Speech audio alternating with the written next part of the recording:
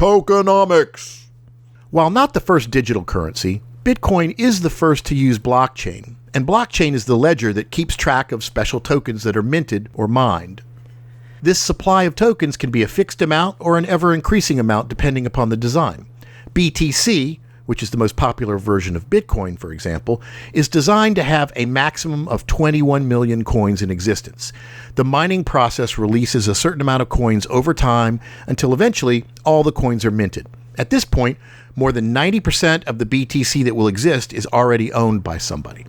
These tokens are not tangible items, even though they have names that have the word coin in them, which makes one think of a physical coin. You could argue that's misleading, or you could argue it's a useful metaphor. However, unlike coins, which traditionally have been made out of materials with intrinsic value, crypto only exists as an entry on the blockchain. On the Bitcoin blockchain, one token equals one Bitcoin or BTC. Other blockchains have different names for their tokens, like ETH for Ethereum and BCH for Bitcoin Cash, Doge for Dogecoin, etc. But they're all basically the same, a unique unit that is stored digitally in a particular location that can only be owned by one entity at a time. When these tokens are owned by people, they are assigned a particular wallet. A wallet is a digital address that can only be accessed if you know a special password. That password is called the private key. Whoever knows the private key controls the wallet and can send crypto tokens to a different wallet. The blockchain basically keeps track of which tokens are in which wallets. Mining! If the blockchain database is keeping track of digital currency, there needs to be a way for those operating the network to get a little piece of that action in order to help run the network. There are two ways this is done: mining and transaction fees.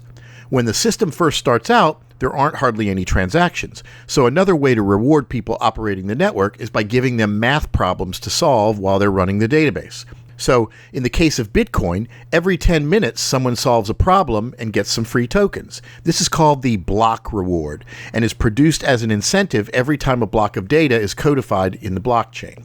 These math problems every node solves also serve another purpose. They make it expensive to participate on the network. Why would you need to do that, you ask? Well, to stop what are called bad actors. These are third parties that might want to sabotage or exploit the network in a way other than what it was intended for. For example, imagine you run an online chat room. If you don't police your system, it could easily be taken over by spammers. They can write scripts that would bombard people with advertisements, porn, scams, viruses, or whatever, easily disrupting your system.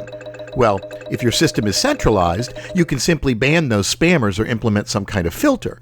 But when the system is decentralized, there's no authority available to say who is a good actor and who is a bad actor. So a different type of scheme has to be implemented, making it expensive to participate in the network. You can still be a bad actor, but it will cost you, and that is supposed to deter bad actors. So, all that extra work is needed because of decentralization. People spend a lot more energy to run a blockchain node than a regular system. This is called proof of work. There's a lot of controversy about this technique since the energy expended doesn't serve any real purpose other than costing resources. There are other workarounds being proposed now, such as proof of stake, where instead of wasting energy, you put up a certain amount of money or tokens as a bond to guarantee you're a good actor. If you do bad things, you can lose your stake. It's more energy efficient, but it still does nothing to stop bad actors if they're willing to spend money to mess with the network. So it's not a really solid solution, and this is just one of the many things that more than a decade later is, quote, still being worked on. You don't understand. Okay, boomer. Bro, this is the future. Have fun staying poor. They said the same thing about the internet, you know.